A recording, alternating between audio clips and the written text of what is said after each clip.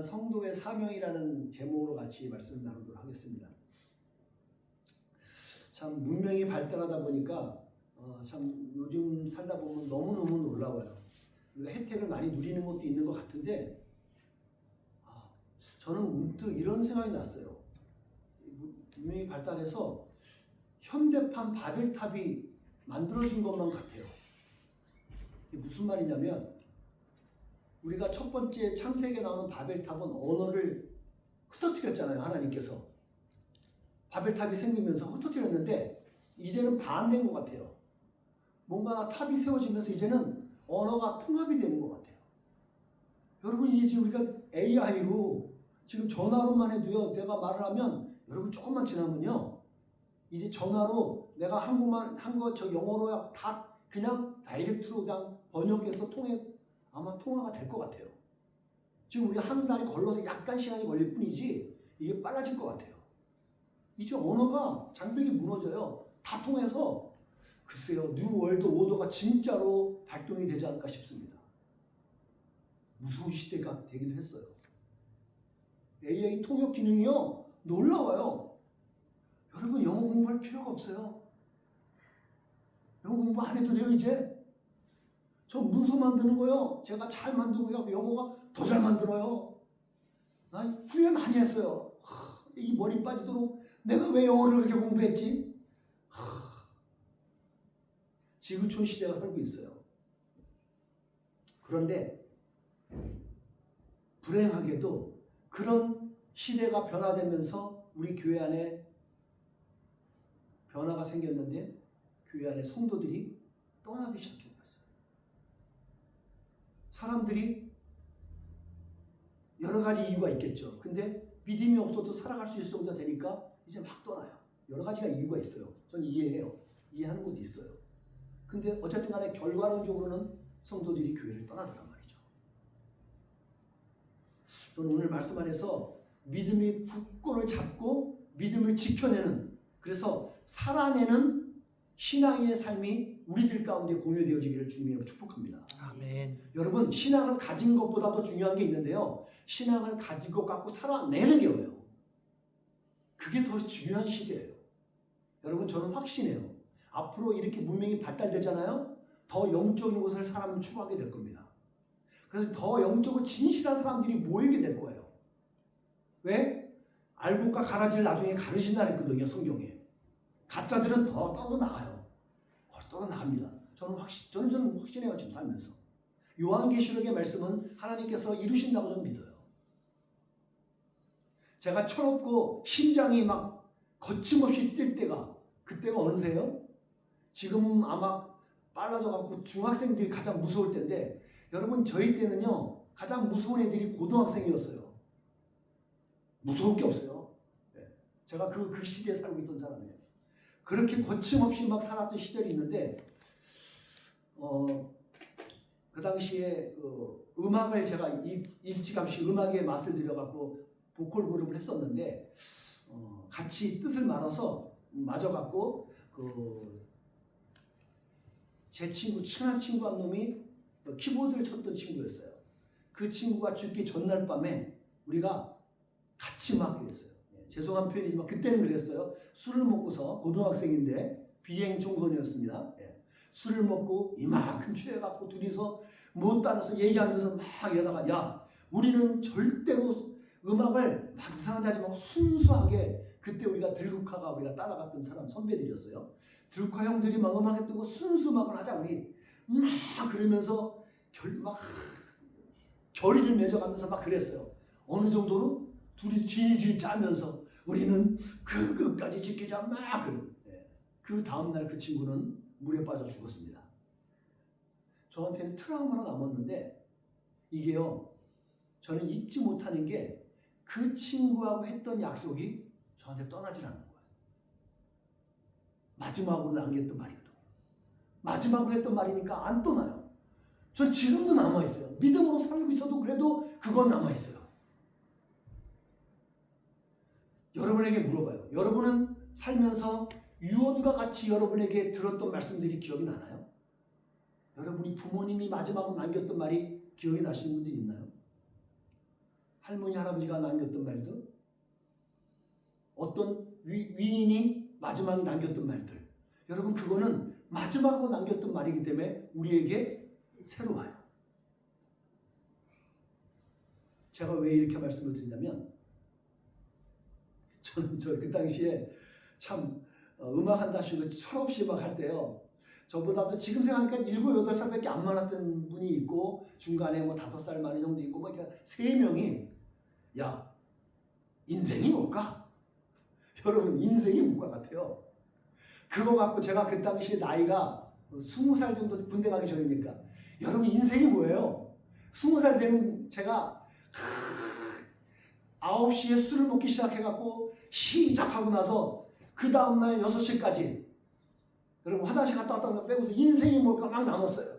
이야 소크라테스가 뭐고 히포크라테스가 뭐고 많았고 여러 가지 이야기들을 많이 했어요. 데카르트가 말하는 거는 뭘까? 막 이러고 나서 얘기한 게 결국 그 한 9시간 끝나고 나서 마지막에 결론이 뭔지 아세요? 다 끝나고 나서 야 다 그 제 큰형이 그래요. 야 나 그거 배고파서 한 소리야. 그리고 끝났어요. 인생이 뭔가요? 인생이. 여러분 예수님께서 이 땅에 오셔갖고 죽으셨어요. 그리고 부활하셨어요. 그리고 나타나셔서 오늘 제자들에게 말을 한 거예요. 제자들에게 야 이렇게 될 건데 이제 승천하시기 전에요. 말씀하신 내용이 있어요. 그들에게 말한 마지막 말이 유언이 오늘 읽었던 여러분 본문 이 성경 구절이에요. 유언이라고요. 우리에게 주시는 사명이기도 하고 하나님 예수님이 주셨던 유언의 말씀이었어요. 오늘 그 말씀을 우리가 보는 거예요. 우리에게 명령으로 받아들이는 거죠. 여러분에게 영어 능력을 평가해 보겠습니다. 이 한 구절에서 동사를 3개를 찾아보세요. 보이나요? 이게 안 보이는 분은 영어 공부 일찌감치 거두십시오. 그냥 하지 마세요. 해도 안 돼. 여기서 보면 동사가 3개가 보이죠, 여러분들? 원래 20절에 보면 동사 하나가 더 있습니다. 근데 우리는 좀 집중력을 위해서 3개만 볼게요. 동사가 뭐예요? 설교에서 별 영어 공부까지 다 시키죠. go하고 make하고 baptizing. 이게 동사에 관련된 거예요. 근데 여러분에게 물어볼게요. 여기서 진짜 중요한 주 동사는 뭘까요? 1번, 2번, 3번. 정 안 되면 찍기라도 하세요. 뭘까요? 여러분, make예요. make disciples가 메인 동사예요. 나머지 동사는 이거에 관련된 서브해주는 동사긴 동사인데 동사 분동사라구나. 우리 옛날에 영어 공부할 때 그런 말을 썼었는데 여러분 서포트해주는 단어예요. 동사예요. 중요한 건 모든 족속으로 제자를 삼으라는 거예요. 저를 포함해서 우리 모두 교회가 이 사명을 감당하는 거예요. 이게 예수님께서 우리에게 주신 사명이에요. 유언이라고요. 그것도 십자가에서 말씀하신 게 아니에요. 이제 저 한 나라로 온전히 돌아가면서 올라가시면서 그 말씀하신 거예요. 제자를 삼는다는 의미를 여러분들이 좀 각인시켜야 돼요. 예수님을 구세주로 믿는 거예요. 예수님을 구세주로 믿었죠. 우리 요엘이가 지난번 의식할 때 다시 한번 그걸 컨펌했죠. 요엘, 예수님을 그리스도로 예수님을 영접하고 구세주로 믿었어요. 그래서 이제는 어떻게 되냐면 과거의 삶에서 새로운 삶으로 거듭나는 거예요. 거듭난 삶. 그래서 새로 태어나는 거예요. 제가 과거에 그렇게 막 음악할 때는 막 그렇게 했던 사람인데 예수님을 믿은 다음에는 모든 것을 전부 반대로 180도 바뀌어서 새로운 인생을 살아가는 거예요. 거듭난 거예요.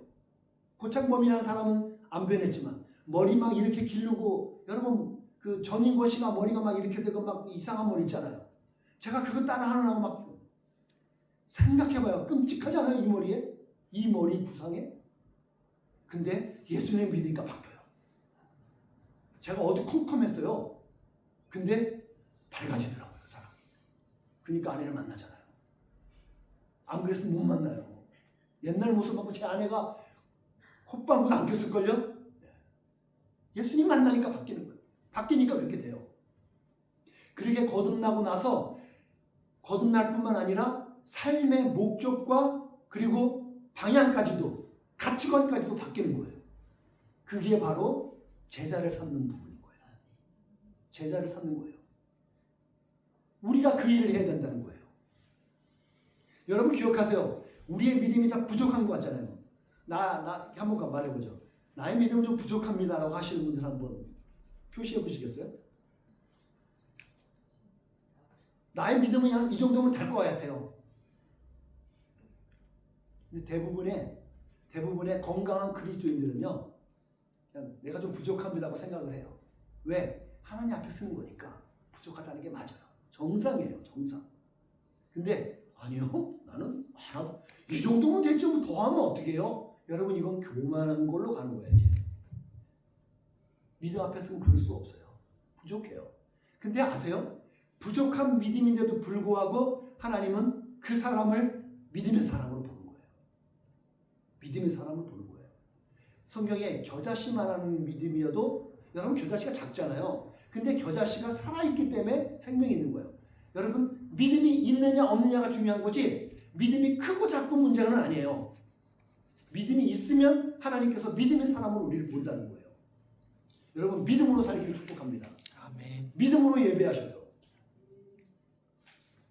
이 사명을 위해서 오늘 성경은 우리에게 어떻게 할지를 알려주고 있어요. 이거 내가 안 켜고 했었나? 그러려면 여러분들 세 가지를 우리가 해야 되는데 이것만 보도록 할게요. 사명을 위해서 먼저 가셔야 됩니다. 어디로 가고 왜 가야 하는지를 여러분 생각해 보셔야죠. 논리가 있으신 분이라면 복음이 필요한 곳에 가는 겁니다. 영원한 생명의 증거가 필요한 데 가는 거예요. 그래서 우리가 가는 거예요. 여러분의 삶의 현장에 일터에서 갈 수 있겠고요. 아니면 어떤 필요를 요하는 데가 여러분 가시는 거예요. 선교사님들이 그렇게 해서 가시는 거예요. 누가 그러더라고요. 갈까 말까 그게 고민입니다 하는 사람이 있어요. 여러분 그건 고민거리가 아니에요. 주님께서는 우리에게 예수 믿는 우리들에게 가라 그러시는 거예요. 먼저 가라는데 목적이 있어요. 우리는 고민할 게 뭐냐면 어떻게 가고 언제 가고 어디로 갈지를 고민해야 되는 거예요. 그게 우리들의 고민이에요. 그게 기도 제목이고 미 종족들에게 가야 될 수도 있고요. 모슬렘권에 갈 수도 있어요. 아니면 모슬렘권 애들이 여기에 와 있는 사람들을 그들을 우리가 만나서 전도해야 될 필요도 있을 거고요. 여러분 선교지는 멀리 있지 않습니다. 멀리 있는 선교사는 선교사가 가면 돼요. 우리는 어디요? 우리 이웃들에게 선한 이웃이 되어서 우리가 그들에게 선교하면 되는 거예요. 복음을 전하면 되는 거예요. 그러면 돼요. 여러분 일상 생활의 터전이 여러분이 아주 가장 탁월한 여러분의 선교 현장이에요. 그게 선교 현장이라고요. 가정이 여러분의 생활 선교지라고요.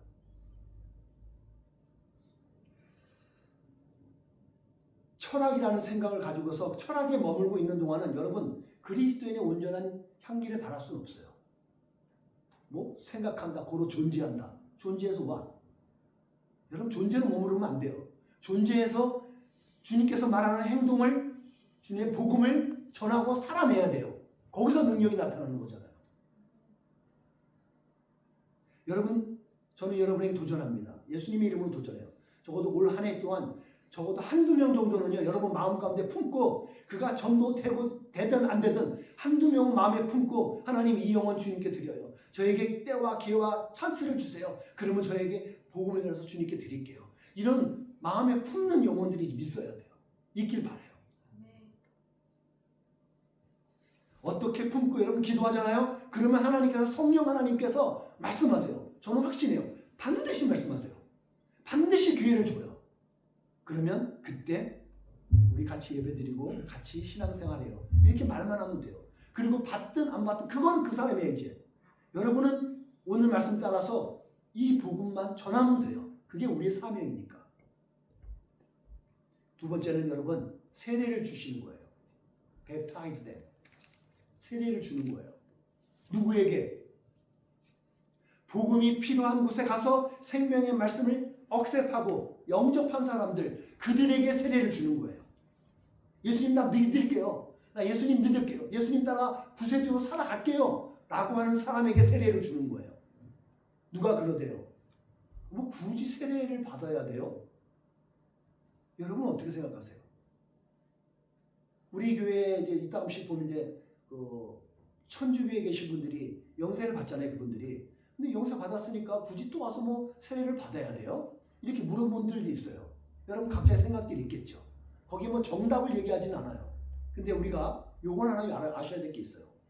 예수님을 구세주로 믿으면 구원받았잖아요. 구원받은 사람들이 오늘 성경을 따라서 구원받은 징표로 주는 게 세례식이에요. 여러분 세례식이 뭔가? 여러분 세례식은 여러분 두 가지 의미가 있어요. 첫 번째는 나와 예수님과 결혼하겠다는 결혼식과 같은 거예요. 여러분 결혼식 안에도 동거하고 사는 사람도 있죠. 그 사실혼이잖아요. 그걸 뭐라고 그러지 않잖아요. 근데 내가 결혼하고 사는데 왜 그거를 사람들 공표하는 건 뭐예요? 나는 이 사람과 이제 많은 공포에서 이 사람과 살고 있습니다. 결혼식을 하는 거예요. 그것처럼 세례식이 그런 의미인 거예요. 세례식을 가지면서 나는 예수님의 신부로 살아가겠습니다라는 그 의식이 있어요. 그리고 또 한 가지는 나는 이제 죽었습니다. 나의 죄성은 죽고 나는 죽었습니다. 나는 죽고 주님이 사는 겁니다. 그래서 침례식은 그거예요. 물에 들어가서 나오잖아요. 죽었다 살아나는 거예요. 우리는 그걸 약식으로 하고 있죠. 장로교는. 그런 의미인 거예요. 갈라디아서 3장 27절에 보면 이런 말이 나옵니다. 누구든지 그리스도와 합하기 위하여 세례를 받는 자는 그리스도로 옷 입었느니라 그래요. 그게 세례예요. 제가 목회하면서 한 형제가 세례식을 거부한 적이 있어요. 결국 세례를 안 받았습니다. 자기는 그냥 예수님 믿었다고 하는 거예요. 그러겠어요. 예. 그거를 제가 너는 구원 받았어 못 받았어 그걸 제가 할 수는 없는 영역인 겁니다. 예수님 그 세례를 안 받아도 예수님 믿고서 구원 받을 수 있어요. 할 수 있어요. 왜? 성경은 구원 받을 수 있다 그랬으니까. 확실한 건 구원은 은혜로 받는다는 것. 이건 복음이에요. 구원은 은혜로 받습니다. 제가 바라는 게 기도하는 게 있고 매년마다 기도하는 게 있습니다. 올 한 해 구원함을 입어서 세례식이 받는 그런 사람이 한 명이라도 나왔으면 좀 좋겠어요. 여러분 가운데 나는 예수님 믿어요. 하지만 세례식을 아직 가지 않은 사람들은 세례를 받으셔야 됩니다. 저는 그걸 원해요. 그래서 만인들 앞에서 나는 이제 그리스도의 신부이고 나는 이전의 모습 난 죽었습니다. 새로운 거듭난 인생을 살겠습니다. 그런 세례식을 받는 은혜가 있긴 바래요. 아멘. 제자를 삼기 위해서 여러분들 우리 교회는 가야 합니다. 그리고 세례를 주어야 하는 거예요. 이것을 위해서 우리는 시간을 쓰고요. 물질을 드리고 삶의 중심을 드릴 수 있어야 돼요. 이것을 감당하다 실패할 수 있습니다. 하지만 하나님은 우리를 칭찬할 줄 믿습니다. 잘하고 있어. 잘하고 있어. 하나님 우리의 가정 속에서 그걸 보시는 거거든요. 우리의 중심을 보시니까. 하지만 우리 교회가 이것을 포기해버리고 이것을 무시해버리면 여러분 그때부터는 우리 교회는 존재할 이유가 없어요. 이 사명 예수님의 유언을 떠나버리는 데고 그때는 여러분 그런 교회가 있다면 떠나셔도 돼요. 맨날 쓸데없는 거 하고 막 싸우고 있으면 그 교회는 떠나세요. 본질을 떠나버리는 본질을 떠나시면 안 돼요. 우리 교회의 사명은 이거예요.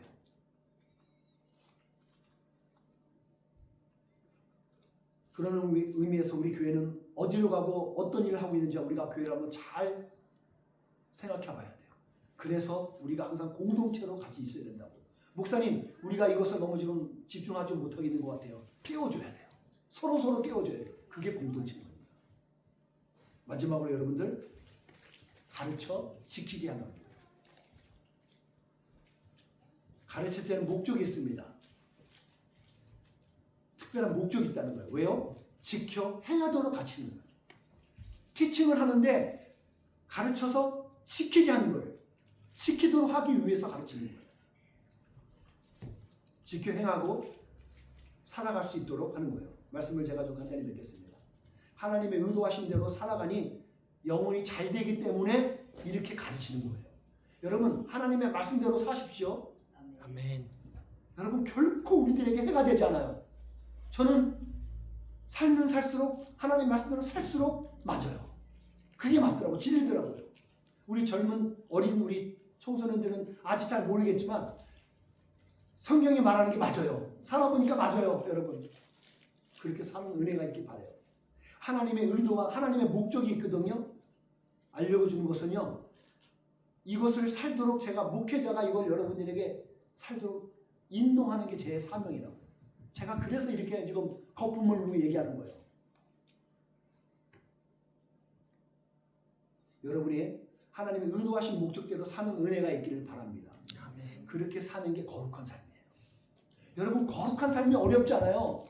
목사님대로 맨날 새벽 기도하고 성경을 끼고 많이 알고 그게 거룩한 게 아니에요, 여러분. 거룩한 건요 하나님의 백성답게 하나님의 의도대로 살아가는 거예요. 그냥 그게 경건이라고요. 경건한 삶이 그거라고요. 우리는 삶의 보람과 가치를 찾는 줄을 믿습니다. 그곳 안에서 삶의 보람을 찾는 거예요. 이렇게 행복한 신앙생활이 저는 우리 가운데 있었으면 좋겠어요. 제가 목회하는 저 뜻은 그거예요. 이렇게 신앙생활이 행복했으면 좋겠다. 나도 목회가 그렇게 했으면 좋겠다. 그런 바람이 있습니다. 그런 교회가 우리 선한 이웃교회가 되어지길 바라고 여러분의 가정이 그렇게 되길 바랍니다. 그래서 이 사명을 감당할 때 여러분의 진정한 행복과 보람이 각자에게 있어지기를 주님의 이름으로 축복합니다. 아멘.